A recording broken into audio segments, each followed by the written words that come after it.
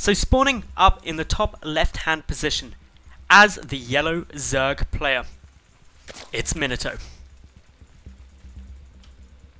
And his opponent, down in the bottom right, the blue Terran, it's Frozz.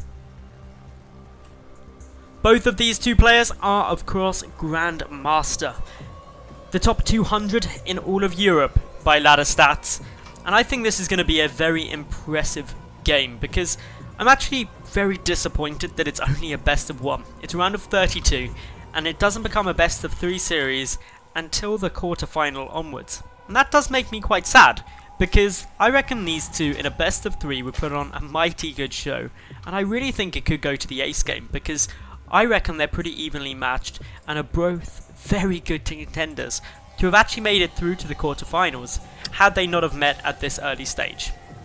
So keeping a good eye on what these two are doing, and for the moment it's nothing too crazy. Frozz chucking down the barracks now, and on Daedalus Point I wouldn't be surprised to see a refinery added in pretty soon and a Reaper get chucked down. And the reason for that is because there's a decent amount of cliff that you can come up, but you also want to be getting some scouting. There's a lot of cliff in the natural base which you can utilise, and that allows you to really harass down here. And just on cue, Frozz is going to add in now that refinery, and things are starting to look all good for him. Meanwhile, over at Minato's base, 15 hatch, probably going in to a 16 pool, maybe a 16 gas. He did actually have something rallied over there, so he's going to be playing pretty damn greedy actually if he does go for that gas. Now, the benefit, for those of you who don't know, of getting this gas down before the pool is you get your Zergling speed upgrade down a little bit faster. The drawback, your queens are fractionally later, and you also have Zerglings a little later, and that makes you a tad more vulnerable.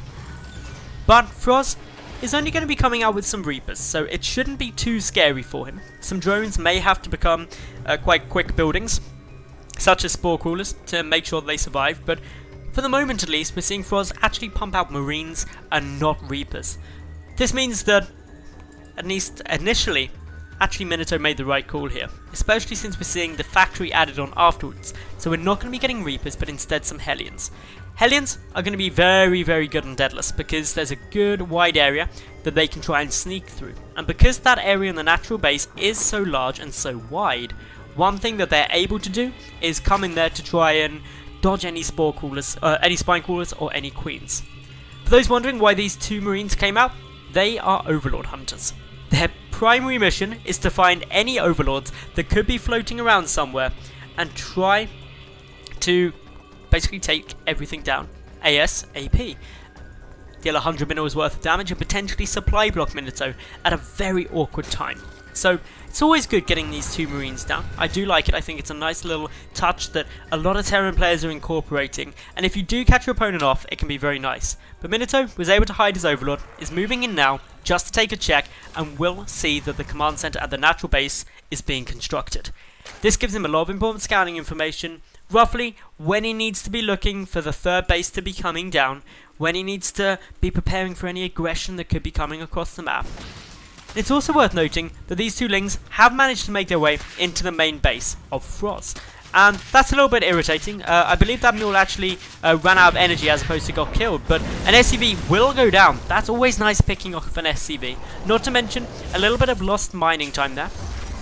Tech Lab added into this barracks, but for the moment we don't see a starport or anything started, so for the moment it doesn't appear to be a Banshee follow-on to these Hellions, and with Stim getting started, it definitely won't be. Over in Minato's base, he's adding in a good number of Lings, going up to actually a fairly high number at 14, just to try and stop these Hellions. There's also the third Queen on the field, ready to force them back should they stray a bit too close into the natural base. And with the creep there as well, it means that the Zerglings would be able to get a better surround, and by spreading this creep nice and early, you can try and avoid any risks that you could get through. So now the Lings coming in for a little bit of a counter-attack. A lot will get roasted to death, which is never too comfortable, and will unfortunately die. Their charred remains there just vanishing into the ground. And over at Frozz's base, he's actually looking fairly strong. Minato though, he's adding in a roach run fairly early. This potentially could be some kind of roach bailing all in. And the reason it could be that is because this is a very good map to do it on, because for exactly the same reasons that Hellions are quite effective at dodging out, it's very easy to try and get in and actually sneak past any static defense that a Terran player could be trying to put onto the field.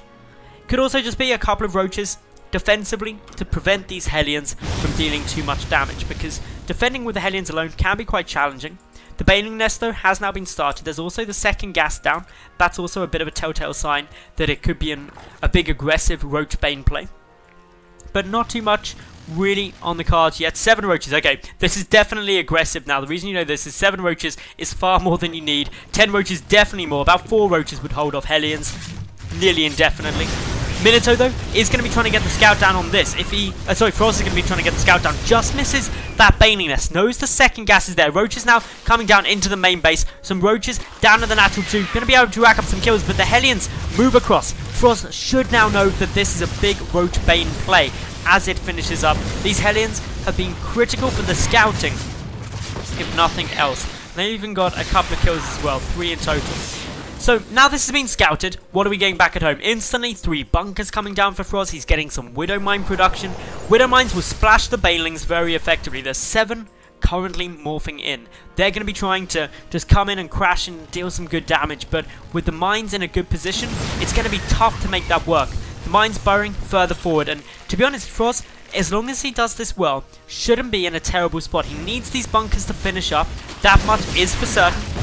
Widow Mine hit 1, goes down on a couple of lings. Widow Mine hit 2, only hits 2 lings, and that allows the Banelings to come moving forward. Great control from Minato at the moment. Frozz is taking some big hits, but the Banelings, at least initially, do get taken down, but 3 more coming forward. They're targeting the next bunker. Realize there's nothing in it, so just avoid it. Go for some of the reinforcements trying to come through. Get some guaranteed damage. The roaches stampeding through the natural base, and with so many lings supporting, and now pretty much nothing there for Frozz. He's in a very tough spot. 16 army supply up against 43. The supply depot not down. That allows the lings to come up, and GG is called.